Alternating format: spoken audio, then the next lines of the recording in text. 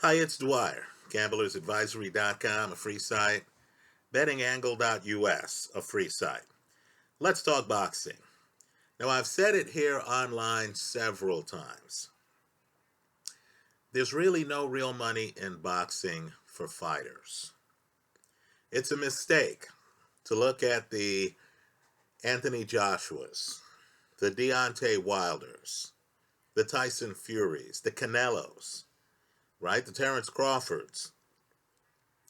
It's a mistake to look at the few fighters who make top dollar, Manny Pacquiao, and then to think that there's a real career there for most people.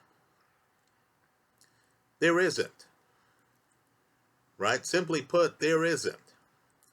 So, there is an excellent piece today, April the 3rd, 2020.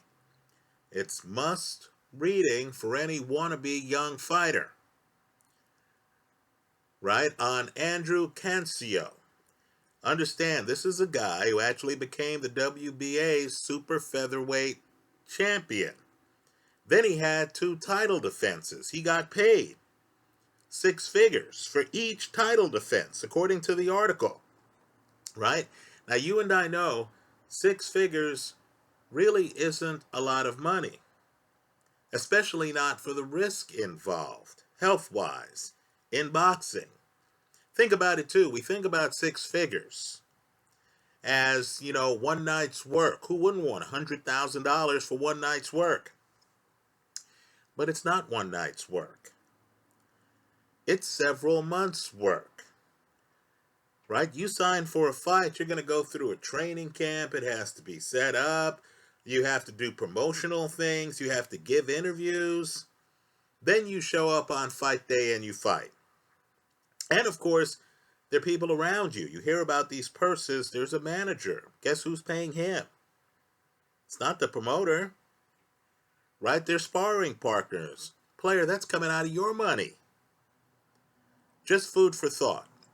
So Andrew Cancio is very happy today that he didn't follow the advice of those around him to quit his day job.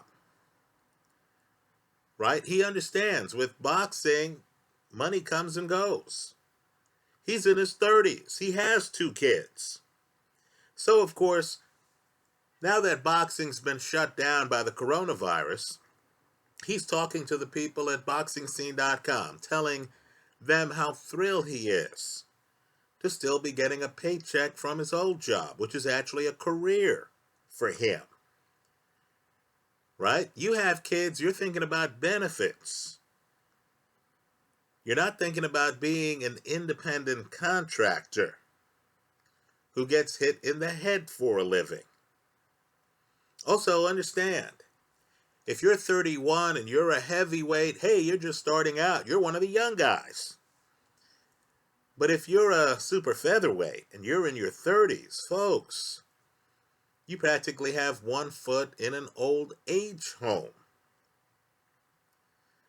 Let me also say, too, this guy, we're talking about 6 figures for title defenses. Just think about how hard it is to win a title. That's after winning a title. Let's just do the math. Most guys aren't going to win titles. Right? Even in this splintered era where you have WBC, IBF, WBO, these divisions tend to have what? 4 champs at most? Right? And we're talking about world titles. I know they have rinky-dink regional titles, right? Or country-specific titles. But the real money's in the world title.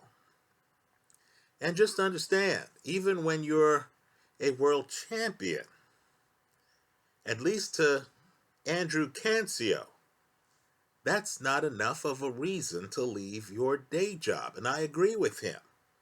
Unless, of course, they're giving you 7 figures for fights, and you're someone like Anthony Joshua, and you're one of the very few to be making really big money in boxing. Right? Let me just say, The sport is dangerous. I know I'm here online talking about the sport. I'm a fan of the sport. But unless you are making truly big money, you really need to view the sport as kind of like a second job, a hobby, where you hope you suddenly become top 5 with a realistic shot at the title. Then at that point, you can say, hey, you know what? Sit down with your partner and you can say, babe, kids, I'm going to risk my health a little bit. And I'm going to try to leave my job to devote full time to this. Right? But you better be certain that you have the connections to land the title fight and that the title is worth that much money. Right? Andrew Cancio has a job as a construction technician. Right? It's not like he's an open heart surgeon here. Right? It's not like his job away from boxing just pays so much. He's not playing in the NBA or the NFL. It's not like the job he has away from boxing is that lucrative. But he understands that the job he has away from boxing is more reliable than being a boxer. Right? If he has an off day as a construction technician, he's not going to lose a bunch of brain cells and his consciousness. He's not then going to hear that he's no longer the mandatory contender or the champ. Rather, he's going to fight his way over several years for another shot at the title. Years ago, Renato Hernandez, who was the champion, right? He lost his belt eventually to a guy named Floyd Mayweather. But Hernandez was excellent. Understand, he fought tough guys. He also fought Oscar De La Hoya, for example. He was an excellent fighter. And he went to get a home loan, right? And had problems getting a home loan. Because even though he was a world-class fighter, even though if you were into boxing, you knew who he was, this guy was a champion. All the bank loan officer saw was an uncertain income. Right? An income that, even though he had risen to the point of being champion, it was an income that he could lose just by losing in the ring.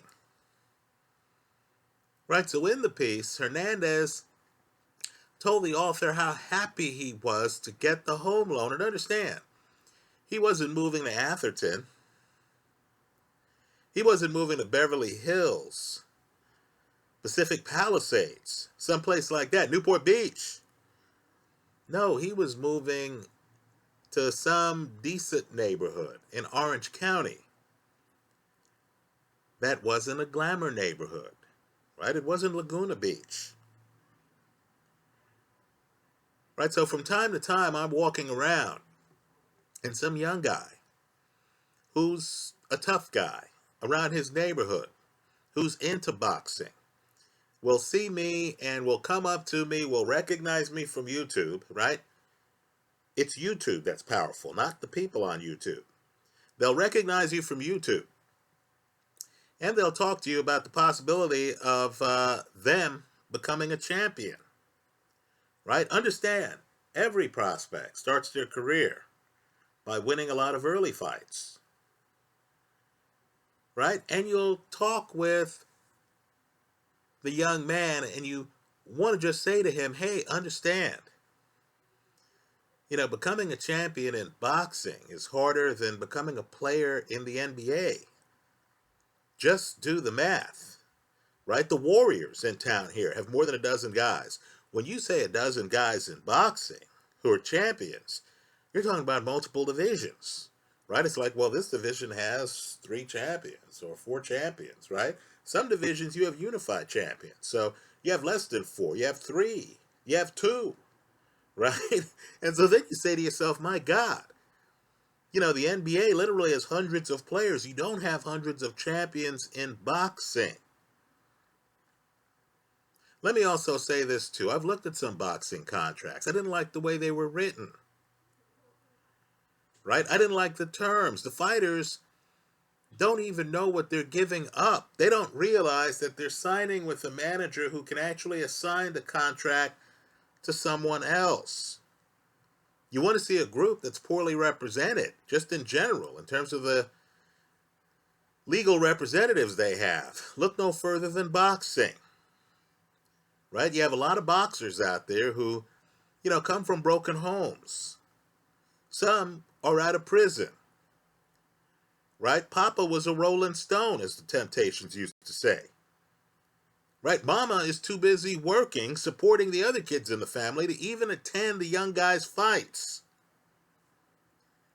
Right? So you have young guys who, let's just say, don't understand the legal agreements in front of them. And they're signing away worldwide publicity rights to some manager. Right? They aren't even protecting themselves in terms of, having the right to refuse an assignment to a stranger. Right? Having the right to opt out of the contract if the manager does not perform. Let me also say, too, these state boxing commission rules, where managers are supposed to be licensed and stuff like that, man, that's such a low threshold. Right? You could be licensed and not have any competence. I guarantee you, even for a shrewd guy like Andrew Cancio, and again, the article is up on Boxing Scene today, right? April the 3rd, 2020. Even for a shrewd guy like this, I'm sure the money he received got divvied up, got given to some other people in addition to Cancio. Right? So I'll just close by saying this. One of the biggest heavyweight fights of the 1960s. In fact, 3 of the biggest fights of the 1960s. When he wins the title against Floyd Patterson, when he loses the title to Muhammad Ali, when he fights Ali the second time. 3 of the biggest fights of the 60s involve Sonny Liston. Right? Now, I did a video on my crime channel here where I talked about Liston's death. Well, just understand that at the time Liston died, he didn't have that much money. His last fight, he got $13,000 for fighting Chuck Webner, and his friend Lem Banker admits that of the $13,000, Liston owed him $10,000. Right? And so Liston then takes the 13, gives his friend, it's a valid debt, gives his friend the $10,000. Liston hardly had anything left over. Keep in mind, the $3,000 he had left over, he had to also pay his trainer. So you come to find out that Sonny Liston, former heavyweight champion of the world, and I view the boxing world as the heavyweight champ and everyone else. Right, Sonny Liston was just another guy in Las Vegas trying to make ends meet. This was after rising to the throne of the sport. Right now, Liston couldn't read. At one point, he appears before some committee in Congress, and he talked about how, other people handled his money. How his money was being split up. That's common in the sport of boxing. Right? But Liston didn't have a firm grasp on where the money was going. Understand, after the Phantom Punch fight, he never gets another shot at the heavyweight title. Now just ask yourself, how many Sonny Listons are there out there? How many heavyweights can you point to and say, you know what? This guy fought in 2 or 3 of the biggest fights in the heavyweight division in this decade. But yet, Sonny Liston wasn't left with a lot of money. Right? Ray Robinson, perhaps the best fighter ever pound for pound. Certainly the best at welter. There's no question about that. right? Sorry, Floyd. Sorry, Ray Leonard, right? It's Ray Robinson at welter. Well, just to understand, Ray Robinson fights all the way into the 1960s. This was a guy from the 40s. When he's fighting guys like Gene Fullmer, he's like 10 years older, right? 9 or 10 years older, which you and I know is big in boxing, right? He's fighting tough guys from the 50s, and he's not even within 5 years of them, and they're fighting at middleweight. Then he makes it to the 60s. Now, at one point, he owns a block in Harlem, right? By the time we get to the middle of the 60s, that block's a memory, right? The pink Cadillac and all that stuff,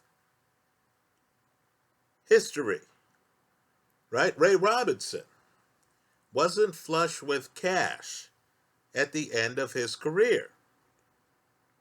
So all I'm asking people to do is to just approach the sport of boxing, which I love, with both eyes open. Just like you know that bullfighters are going to be hurt sometime in their careers, many of them. Just like you know that NFL football players, a sizable number, are going to suffer brain damage, CTE. Let's not kid ourselves about the sport of boxing, right? Many of these guys are going to be injured. Some are going to have slurred speech later in life. You're going to look at some of them and they're going to look like they've been hit in the head several times. Their nose is going to be flattened.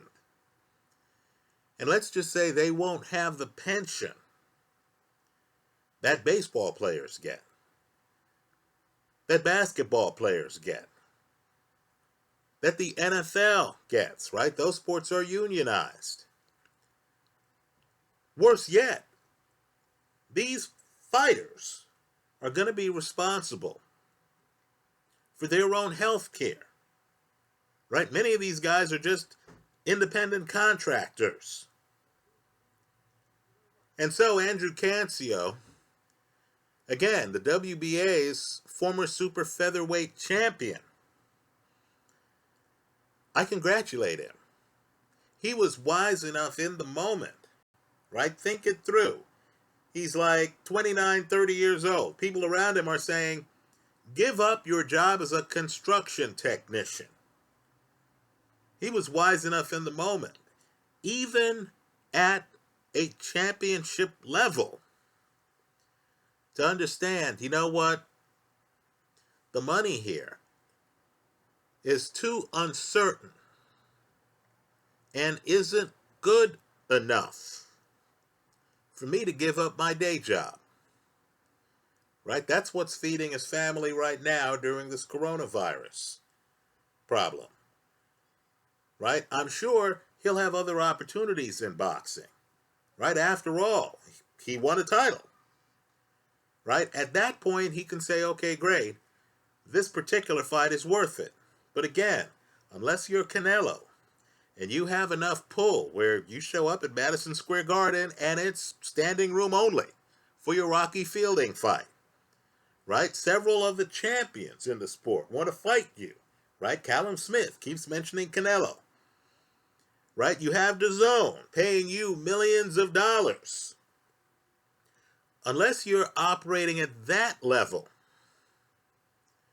there's really no money in boxing, right? You can tell that just by looking at the promoters, can't you? Bob Arum has literally been in the sport since the 1960s, right? You look at Bob Arum, you look at Oscar De La Hoya, right? And research De La Hoya's past a bit. You're going to find out that he had some feuds with some business partners who withdrew their money. So that'll give you a little entree into the actual dollars, right? You look at the big wigs in the sport and you realize they're repeat players, right? You don't see hedge funds flocking to the sport of boxing. It's not like BlackRock and Blackstone and Warren Buffett are trying to get a piece of the action. right? Silicon Valley is not rushing into the sport of boxing. You have a commentator right now in the UK. The press can talk to him. Johnny Nelson. He was an excellent fighter. In his day, he was a champion. Several defenses.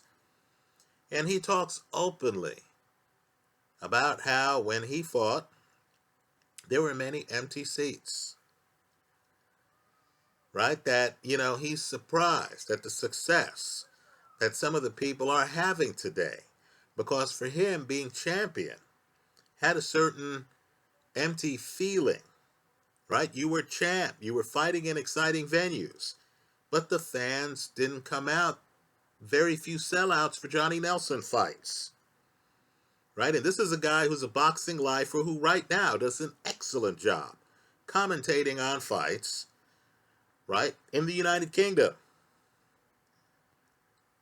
That happens more often than we want to realize. Understand, Tyson Fury in his comeback, those Vegas fights, before he fights Deontay Wilder the second time, they had to cover up sections. Right? They had to cover up sections. Because even in a gambling mecca like Vegas, those Tyson Fury fights weren't sellouts. Let me also say, too, the attendance figures are questionable for fights. You know how it works.